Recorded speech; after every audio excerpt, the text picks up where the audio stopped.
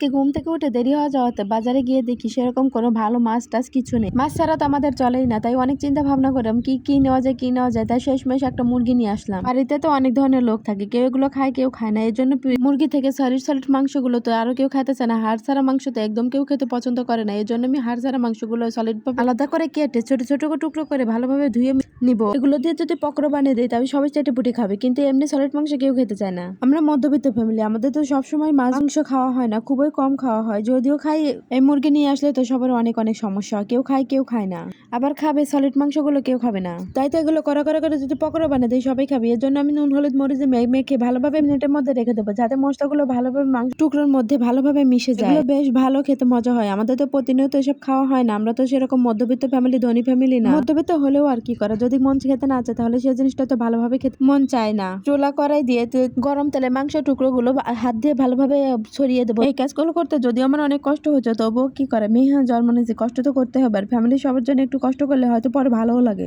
এগুলো একটু কড়া করে ভেজে নিবো, কড়া না হলে এগুলো খেতে সেরকম মজা লাগবে না। দেখুন প্রায় হয়ে আসছে, দেখুন কালারটা মাশাআল্লাহ অনেক সুন্দর হয়েছে, খেতেও মাশাআল্লাহ অনেক, সবাই মিলে মজা করে আমরা চেটেপুটে খেয়ে নিলাম।